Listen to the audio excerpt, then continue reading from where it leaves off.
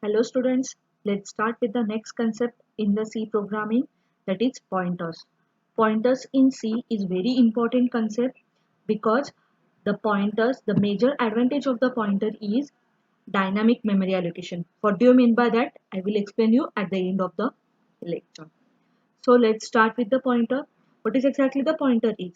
Pointer is a derived data type in C. It contains memory address as their value. So it is not going to store any particular value like variable is going to store any value. It is going to store the address of that variable. That is a difference between the variable and the pointer. Next is, since these memory addresses are the locations in the computer memory where the program instructions and data are stored, pointers can be used to access and manipulate data stored in the memory. As I told you, it is used for the dynamic memory allocation. That means when you want to fix any kind of change to a particular memory location, in that case, pointer is useful. So if you want to change any value, particular value of the variable, in that case, we will go to the address of that variable and there we will make the changes. That changes will be the permanent changes. So this is what the use of the pointer. So let's see what is exactly the syntax for the declaration of the pointer. Here data type space asterisk we are using. This asterisk symbol is basically for pointer. When you want to separate out a variable and a pointer, in that case we are using the comma. We can declare different pointers in same line actually. So see the declaration syntax, data type space asterisk, asterisk we are using for the pointer, then pointer name semicolon. Basically how we are going to declare the variable, in the same manner we are going to declare the pointer. The only change is we are using asterisk. So now here there are different declaration styles in the pointer. Take one example, int pointer space p. So p is a pointer and as we are mentioning the asterisk, that means p is a pointer over here.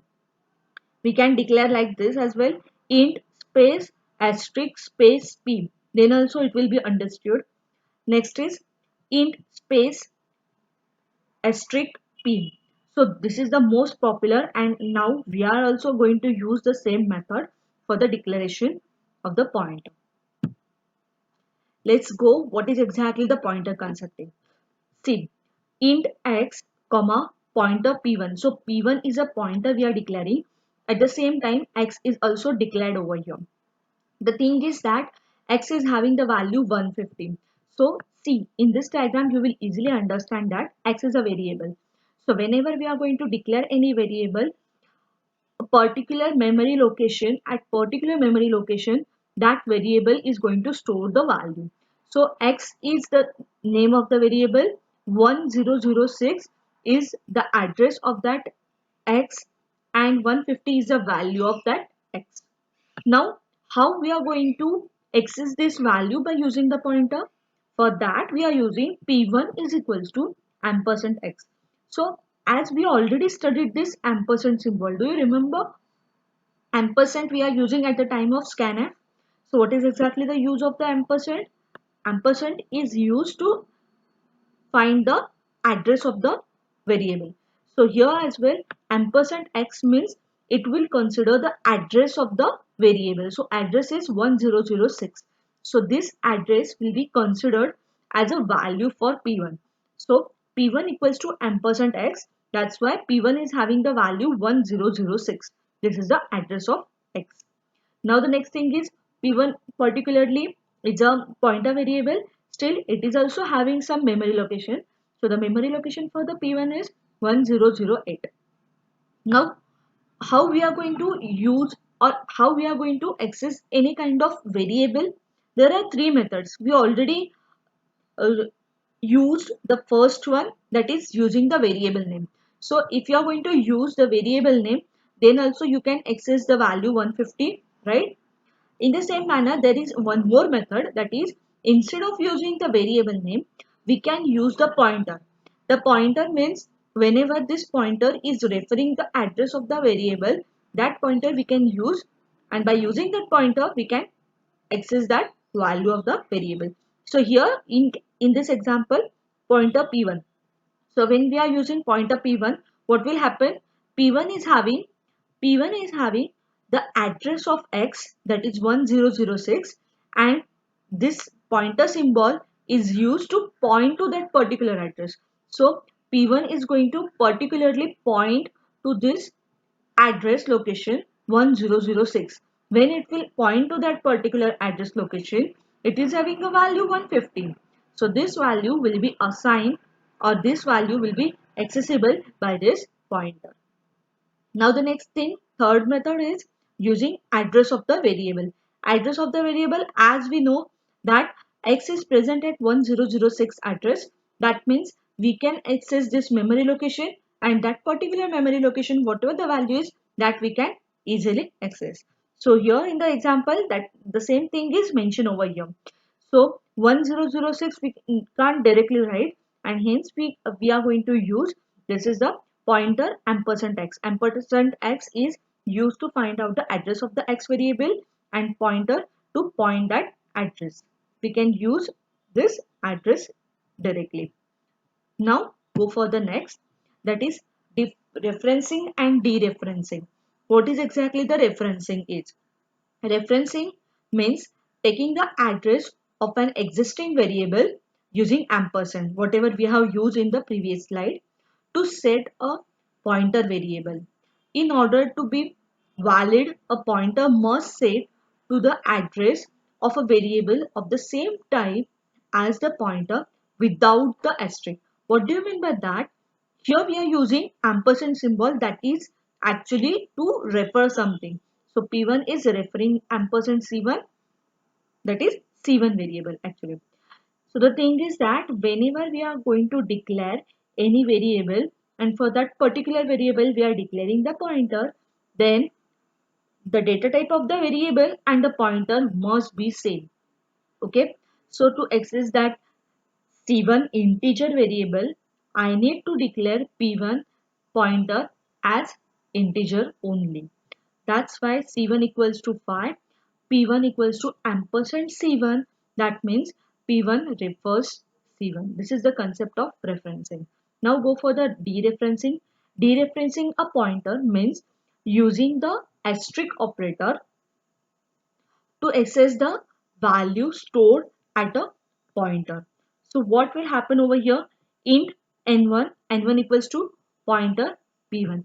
That means in the previous slide only we have understood that if I want to access this value 150, in that case by using the pointer also we can access that value. And how we are going to access that value? By using the dereferencing operator. So whenever you are writing pointer p1, so p1 is actually pointing to address of the x, and by using asterisk or pointer p1, it will point to the value of particular address. Now let's go for the one example. This is a basic example to understand how the pointer works. So first of all, int x, int pointer p. There is one comment I have written, that is we can declare both the pointer as well as the variable in the same line as well, separated by comma. Next is x equals to 10, p equals to ampersand x. So p is a pointer and that is pointing to the address of a x, or p is referring the x. Next is printf. The value of x is %d. As x variable is an integer, we are using the point %d.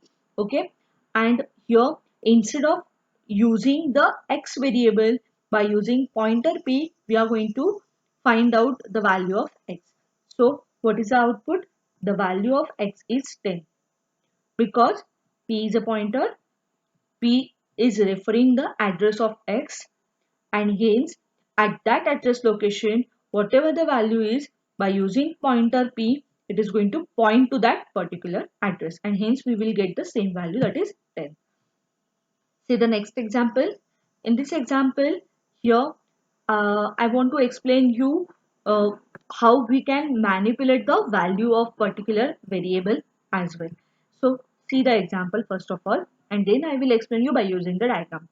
So in xy pointer p, x equals to 10, we are declaring the variable x, y and pointer p. Here we are initializing the value of x, that is 10. We are initializing the p value, that is ampersand x. This is a p. This is a kind of variable. When you are using pointer, in that case, it is act like a pointer. So p is equal to ampersand x. So it will store the address of the x. And hence, here you can see x, p and y.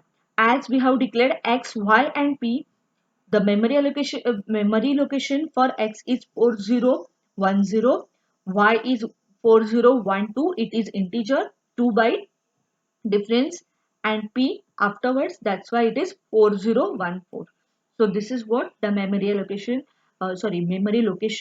for x, y, and pointer p. Now the x equals to 10. So x variable is having the value 10. So this value is mentioned over here. P equals to ampersand x. So P is having the value, that is the address of x. The address of x is 4010. So this address is actually the value of P. Y equals to pointer P. Y equals to pointer P. What do you mean by that? Y is having the value which is present in the pointer P. So P is having the address location value as a address location of x, and pointer P is pointing to that address. So 4010, this address location is having value 10, and that's why pointer P is having the value 10. This value is going to be assigned to variable y. So y equals to pointer P, actually y value will become 10. Now the next thing is, we want to display the value in different format. So percent %d is stored at percent %u. So x and ampersand x. So what is exactly difference that I want to explain you. That's why I give you different methods to display the value. Here x ka value is 10 and ampersand x means address of the x is 4010. That's why the output is 10 is stored at 4010. Now the next thing is percent %d is stored at percent %u. That is this thing I explained you in the third slide, that is pointer ampersand x comma ampersand x. Again this pointer ampersand x is actually referring the value for variable x. So this value 10 is stored at ampersand x, that is 4010 location. Next is percent %d is stored at percent %u x p. So x value is stored at location where it is stored, at P. So P is having the value, that is the address of X. So in short, it is going to display the same thing, that is 10 is stored at 4010. Whenever you want to display the address of particular variable or the pointer value, in that case we need to use the format specifier, that is percent %u or percent %x. Why percent %x? Because it is a hexadecimal value. Whenever we are going to consider any address, memory address of computer, in that case that address is in the form of hexadecimal value, and hence you can use percent %x as well, no problem at all. Now we will go for the fourth printf statement. Percent %d is stored at percent %u, p is stored at ampersand p. So p ka value is 4010 is stored at 4014. That's why we are getting this kind of output. Last printf statement, percent %d is stored at percent %u, y is stored at ampersand y. So y value is 10 and it is stored at which location? 4012. So it is what the output, 10 is stored at 4012. So these are the different methods to display the same thing. Now next is y equal to 25. I am going to alter the value of y. So previously the y value is 10. So now it will become 25. If I change this value, you will remember this thing, that is y equal to pointer p. So because of that, the pointer p ka value is also going to be altered, and pointer p value is actually pointing to a particular address, and at that address location whatever the value is. So what will happen over here, when you are going to make the changes for the pointer value, it will change that particular address ka value. So here printf new value of x is %dx. So the new value of x is 25. So automatically here if you make the changes, this changes is going to reflect at this position, because we are referring address of the variable, not the name of the variable. This is a major difference between the variable and pointer. Now next is null pointer. It is always a good practice to assign a null value to a pointer variable in case you don't have an exact address to be assigned. The thing is that whenever we don't know the address of something, that means there are some instructions and I don't know the where that instruction is going to start with. That means memory address of the starting instruction. In that case, what we will do is we are going to assign the null value. Null is null we are using. It is automatically considered the zero value, and zero address does not exist. Okay, so that's why whenever you are writing such kind of statement, it will understand that we don't know the exact address of a particular thing, and hence it will consider zero as a value. So here the resultant output will be p equal to 0. So it will automatically consider 0 as a memory address where 0 memory address does not exist. Null means it is going to be converted into digital form, and that is what the 0 value. Now next is chain of the pointer, or you can say double pointer, triple pointer. Whenever you want to use this kind of pointers, in that case we are going to create a kind of chain of the pointer. So I will explain you what is exactly the chain of the pointer is. It is possible to make the pointer to point to another pointer, thus creating a chain of pointers. So here you can understand that x is a variable, P1, P2 are the pointer. You can add P3, P4, etc. as well, no problem at all. So what will happen over here? Here, X is a variable and it is at a particular memory location 2206. So this is actually the value of P1. So what we are going to do over here is we are declaring the pointers. So int double pointer P2. P2 is double pointer. That's why 2 times asterisk we are using. Triple pointer, so 3 times asterisk we are using. Then int pointer P1. So it is a single pointer. That's why only one asterisk we are using. Comma x. X is a variable. Now next is P1 equals to ampersand x. P1 equals to ampersand x means what? P1 is having the address of x variable. So address of x variable is 2206. That address will be value of P1. Now P1 is present at memory location 2208. So this is what the address of P2. Sorry, this is what the value of P2. So P2 is having the address of P1, that is 2208. Now the next thing is value of x equals to 150. Yes, the value of x is 150. If I want to refer this value, in that case we can use the pointer. So if you write single pointer P1 that is equals to 150. Yes, it is going to point to that address, and that particular address is having the value 150. So this 150 is assigned to pointer P1. If you use the double pointer P2, in that case what will happen? P2 is having the value that is address of P1. So P2 is going to point to this particular address, that is 2208. After that, at that address location we are having address of x. Okay, so this is what the value of P1. So again this is a double pointer. One pointer is going to use to point to a P1 address, and another pointer is used to point to the address of x, and that's why it is automatically going to point to 2206 at that memory location. the value is 150, so automatically P2 is also, double pointer P2 is also having the value 150. Now this is actually the concept of function, but if you don't understand the pointer, then you can't understand this concept. That's why I'm covering this concept over here. Difference between call by value and the call by reference. Okay, so what is exactly the call by value and what is exactly the call by reference is? The first thing is, while calling a function, we pass the value of the variable to it. Such functions are known as call by value.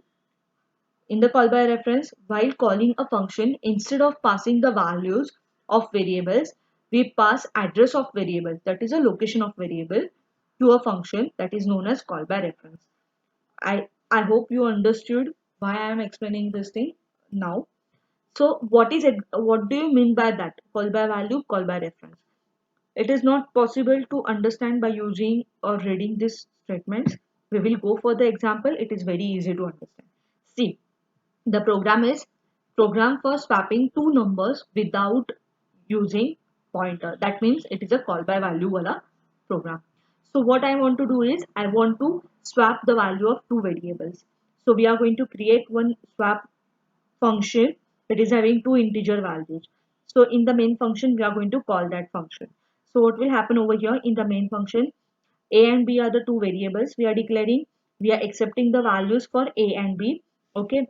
So randomly two values I am accepting, integer values we are accepting for a and b. Now next is, here we have mentioned before swapping, that means before calling the swap function, what is exactly the value of a and b that we need to display.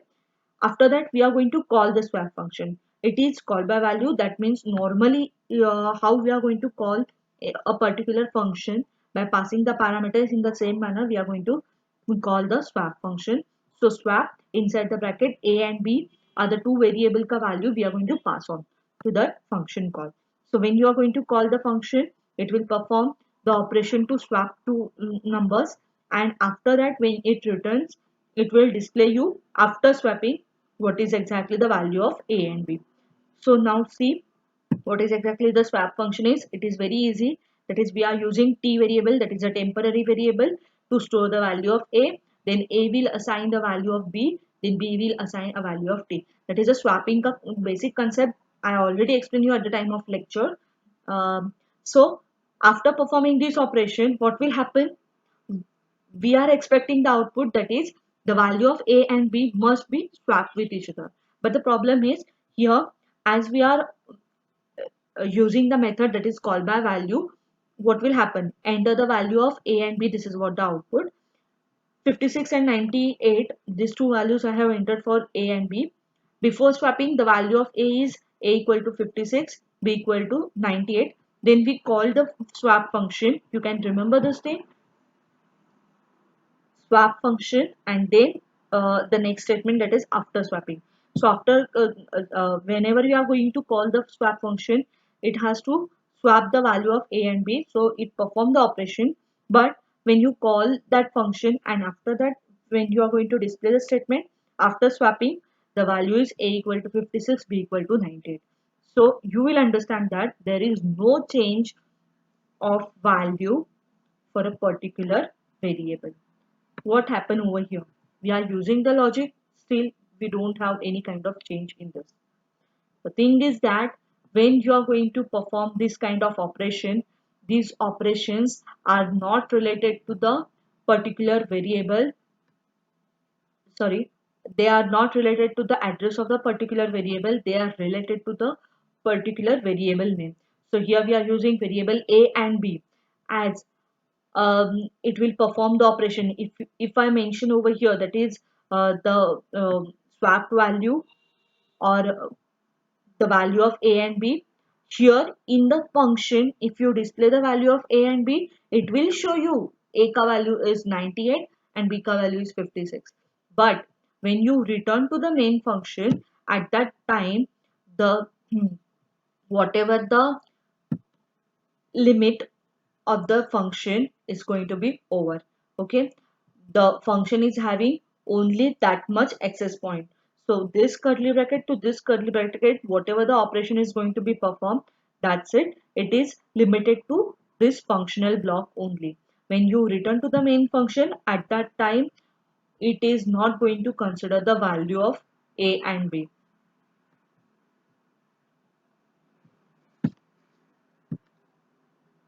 See the program, the same program. The only change is we are using the pointer concept over here. That's why the program is call by reference. So what will happen over here? Void swap int pointer. So two pointer value we are going to pass on over here. Here again, a and b are the two variables, and we are going to accept the value for a and b.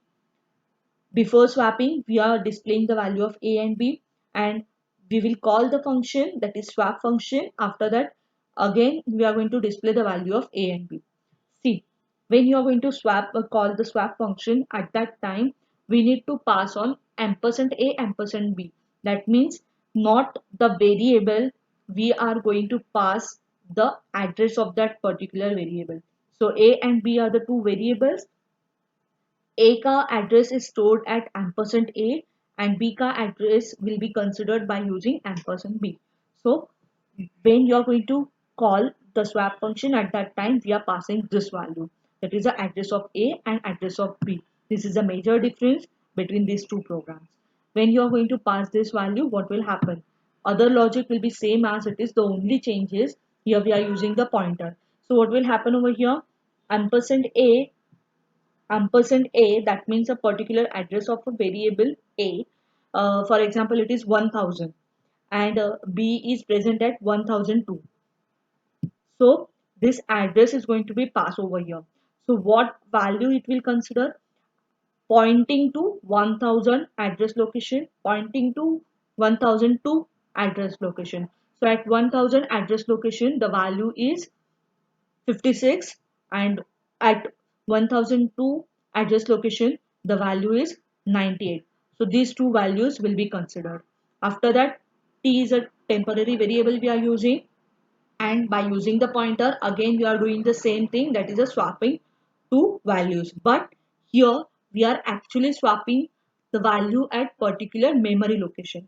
So at particular memory location, whatever the value previous value is, that is 56 and 98, these are going to swap with each other, and it will make the change permanently, and that's why after swapping you will get the value a equal to 98 and b equal to 56. This is a major difference between call by value and the call by reference. Let's go for the difference. I hope you understood the program. So now we will go for the next difference. In this method, the value of each variable is calling function is copied into corresponding dummy variable of the called function. As I told you, a and b are the variables, but they are going to create the copy of that variables. They are not going to consider the address of a and b, and hence whatever the changes are, these changes are temporary changes. But when you go for the call by reference, what will happen? In this method, the address of actual variable in the calling function are copied into a dummy variables of the same function. So the thing is that here we are going to consider the address of particular variable, and hence whatever the changes are, these are going to be made at particular address location. With this method, the changes made to a dummy variable in the called function have no effect on the values of actual variables in the calling function. See, here instead, here we are using the variable a and b, okay, and here if I use variable int x and int y, okay, then also it is okay. T equals to x, x equals to y equal to t. So if you change the name of the variable, then also it will not going to make any kind of changes, because the value matters, the name of the variable doesn't matter over here in the call by value. With this method, using addresses, we would have access to the actual variables, and hence we would be able to manipulate them. So at a particular address we are going to change. That's why we are having the access to the particular variable का address. In call by values, we cannot alter the values of actual variables through the function call. Whatever I explain you. In the call by reference, we can alter the values of variables through function calls. So here the changes are observed at a particular memory location and hence we can do this. Now next is values of variables are passed by simple technique. Normally how we are going to use to call the function to pass the variable value, the same technique, simple technique we are using over here. But when you go for the call by reference, pointer variables are necessary to define to store the address values of a variable. So here you will understand the same thing, that is here we need to call the function by passing the address of these variables, and uh, when you go for the function definition, here you will get the pointer variables for each. This is what the last difference, and at the end you can mention the example. So if you got the question in the exam, in that case you can write all the differences as well as one example which is there in the next slide. You can refer that example. Thank you.